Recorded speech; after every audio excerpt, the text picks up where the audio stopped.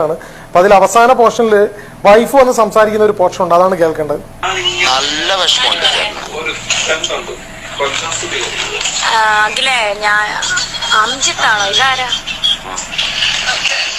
നമസ്കാരം. അങ്ങനെ ഓരോ ദിവസം കഴിയുന്തോറും രേണുസുധയുടെ ഉടായിപ്പായിട്ടുള്ള കുറെ കാര്യങ്ങൾ ഇങ്ങനെ പുറത്തു വന്നുകൊണ്ടിരിക്കുകയാണ്.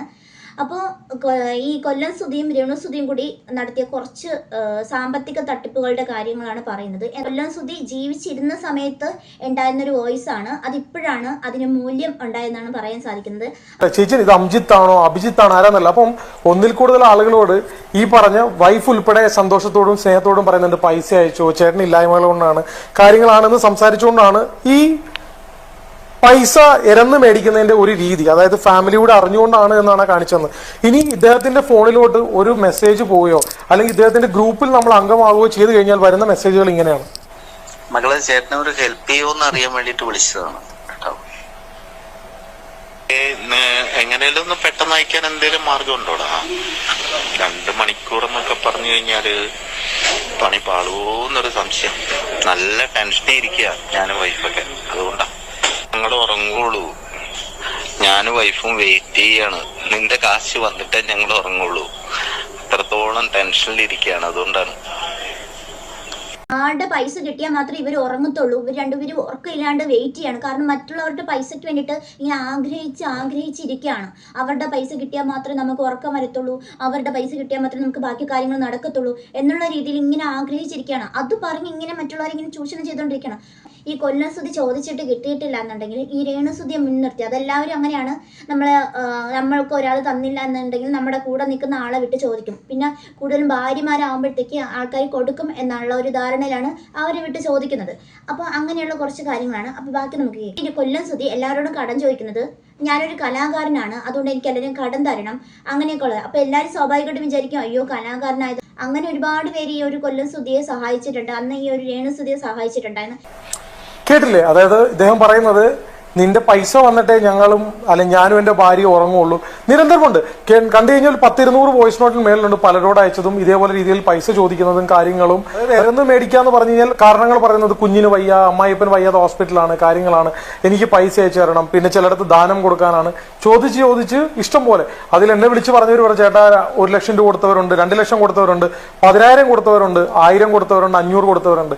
ഇതെല്ലാം ഇപ്പം തരാം, നാളെ തരാം, അല്ലെങ്കിൽ കൊണ്ടാണ് ഇദ്ദേഹം ചോദിച്ചു മേടിക്കുന്നത്. സുധി അതൊക്കെ കുറച്ച് ഓവറാണ്. നിന്റെ വീട്ടിൽ കഞ്ഞി വെക്കാനില്ലാഞ്ഞിട്ടോ അല്ലെങ്കിൽ നിനക്ക് പട്ടിണിയായിട്ട് നീ മേടിച്ച എമൗണ്ട് വളരെ ചെറുതായിരുന്നെങ്കിൽ ഞാനൊന്നും വന്നതിന് നിന്നെ കുറ്റം പറയില്ലായിരുന്നു. നീ ലക്ഷങ്ങൾ മേടിച്ചത് നിന്റെ ദുർനടപ്പ് അല്ലെങ്കിൽ നിനക്ക് ആഘോഷമായിട്ട് ജീവിക്കാൻ വേണ്ടിയിട്ടുള്ള രീതിയിൽ വാങ്ങിയ പൈസയാണെന്നുള്ളത് നിന്റെ നാട്ടിൽ അന്വേഷിച്ചപ്പോൾ എനിക്ക് മനസ്സിലായത്. പൈസ കൊടുത്ത ആൾക്കാര് തിരിച്ച് പൈസ ചോദിക്കുമ്പോൾ ഉണ്ടാകുന്ന ഒരു ദേഷ്യം ഉണ്ടല്ലോ, അത് നിങ്ങൾ കേൾക്കണം.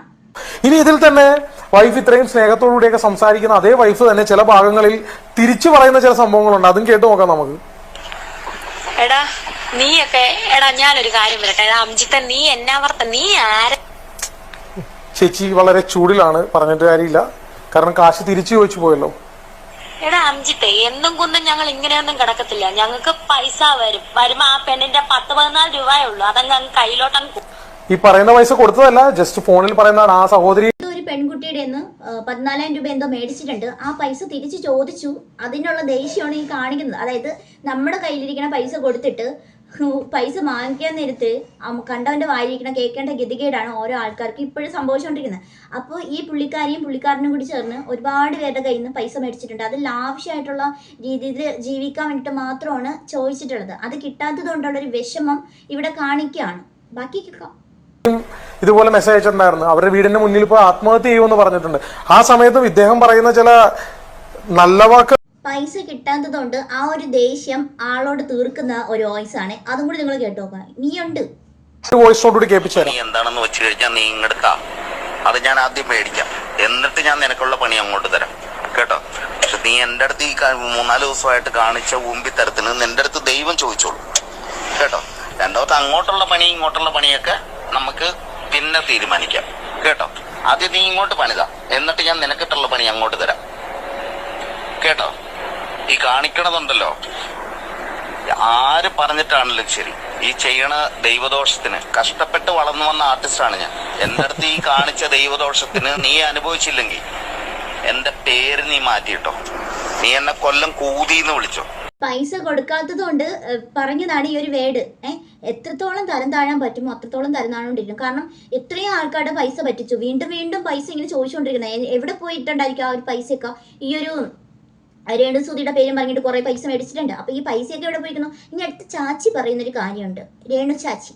നിങ്ങളോട് ഇത്രയും സംസാരിച്ച നല്ലവരെ ചേച്ചി അവസാനം പൈസ തിരിച്ചു വയ്ക്കാൻ തുടങ്ങുമ്പോൾ ചേച്ചിയുടെ ടോണും മാറിയിട്ടുണ്ട്. അത് വന്ന് സബിനാണേലും ആരാണേലും ഞങ്ങളാരെങ്കിലും പറഞ്ഞിട്ടാണോ പൈസ കൊടുത്തതും കാറ് കൊടുത്തതും ഒക്കെ? സുധിച്ചേട്ടൻ സെലിബ്രേറ്റ് ചെയ്യാ പുള്ളിയുടെ കയ്യിൽ ഈ ഒരു വർഷമായിട്ട് ഇത്ര ബുദ്ധിമുട്ടാ. അതൊന്നും അറിയാൻ നിങ്ങൾ വന്ന് തല വെച്ച് കൊടുത്തിട്ട് പിന്നെ എന്നോട് എന്തിനാ പറഞ്ഞത്? കറക്റ്റാണ് ചേച്ചി പറഞ്ഞത്. അതായത് പാലം കടക്കുമ്പോൾ നാരായണ, പാലം കടന്നു കഴിഞ്ഞാൽ കൂരായണ. ഇത് തന്നെയാണ് മെയിൻ പ്രശ്നം. അത് എല്ലായിടത്തുള്ള പ്രശ്നമാണ്. ഈ പൈസ മേടിക്കാൻ വേണ്ടി ഭയങ്കര സ്നേഹമാണ്. പൈസ മേടിച്ചു കഴിഞ്ഞാൽ ആരാ, എന്താ, എപ്പോൾ മേടിച്ച്, എന്തിനു മേടിച്ച്, ഇതൊക്കെയാണ്. ഇപ്പൊ എന്താ പൈസ കടം ചോദിച്ചോ തിരിച്ചു ചോദിച്ചപ്പം ഉള്ള ആളുടെ വർത്തമാനമാണ് ഈ കേൾക്കുന്നത്. ഇതുകൊണ്ട് പറഞ്ഞത് ഒറ്റ മനുഷ്യർക്ക് ഒരു രൂപ സഹായിച്ചുകൂടാ. ഇപ്പൊ സഹായിച്ചതിന് ഈ ഒരു ഫിറോസ് എന്ന് പറയുന്ന വ്യക്തി, താജുദ്ദീൻ, ബിഷപ്പ്, എല്ലാവരും കുറേ ആൾക്കാരുടെ കൂട്ടായ്മ ചേർന്നുണ്ടാക്കിയ ഒരു സംഭവമാണ്. ഈ ഒരു പൈസയൊക്കെ മേടിച്ചിട്ട് ആൾക്കാരോട് വാങ്ങുമ്പോൾ നല്ല സ്നേഹവും, വാങ്ങി കഴിയുമ്പോൾ അവർ അവരുടെ പൈസ ചോദിക്കുമ്പോഴത്തേക്ക് അവരെ തെറിവിളിയും ഭീഷണിപ്പെടുത്തലും ഇതൊക്കെയാണ് ഈ രണ്ട് വ്യക്തികളും കൂടി ചെയ്തിട്ടുണ്ടായിരുന്നത്. അപ്പം ഈ ഒരു കാര്യം ഇപ്പം പുറത്തേക്ക് വിടാൻ കാരണം ഈ ഒരു പ്രശ്നങ്ങൾ വന്നതിൽ തന്നെയാണ്. എന്താണെന്ന് വെച്ചാൽ ഈ വാ തുറന്നാലും മുഴുവൻ നുണ നുണ നുണ നുണ. ഒരു നുണ മറയ്ക്കാൻ അടുത്ത നുണ, അടുത്ത നുണ മറയ്ക്കാൻ അതിൻ്റെ അടുത്ത നുണ, അങ്ങനെ. പക്ഷെ ഇത്രയൊക്കെ കാണിച്ചിട്ടും ഈ പുറകിൽ നിൽക്കുന്ന ആൾക്കാർ എന്തോ കണ്ടിട്ടാണ് ഇവർ വല്ലതും ആർക്കെങ്കിലും സഹായിച്ചിട്ടുണ്ടോ? ഇല്ല. ഇവരുടെ തനി സ്വഭാവമാണ് പഴയത്. ആ ഒരു സ്വഭാവമാണ് ഇപ്പൊ പുറത്തേക്ക് വന്നിരിക്കുന്നത്. അത് പബ്ലിക്കിൽ ഇനിയിപ്പം ബിഗ് ബോസിൽ പോയിരുന്നാലും ഈ ഒരു സ്വഭാവം പുറത്തു വരും. മിക്കവാറും ഒരു 2 ദിവസം എങ്ങനെയെങ്കിലും പിടിച്ചു നിൽക്കും. അത് കഴിഞ്ഞാൽ ഇവരുടെ തനിക്കോണം ആ ഒരു ബിഗ് ബോസിനകത്ത് കാണാൻ സാധിക്കുന്നതായിരിക്കും. എന്തായാലും കയറി പോകുന്നുണ്ടെങ്കിൽ കയറി പോകട്ടെ, നമുക്ക് കാണാം, കാത്തിരുന്ന് കാണാം ഇവരുടെയൊക്കെ സ്വഭാവങ്ങൾ. എന്തായാലും ഇവരുടെ സ്വഭാവം എഡിറ്റിംഗ് ആണ്, ചുമ്മാ അടവാണ് എന്നൊന്നും ഇനി ആർക്കും പറഞ്ഞിട്ട് കാര്യമില്ല. കാരണം ഇവരുടെ തനി സ്വഭാവം പണ്ട് മുതലേ ഇത് തന്നെയാണ്. പാവം പോലെ ഇരിക്കും, കാര്യം കഴിയുമ്പോഴത്തേക്ക് അങ്ങോട്ട് തുടങ്ങും. ഇതൊക്കെ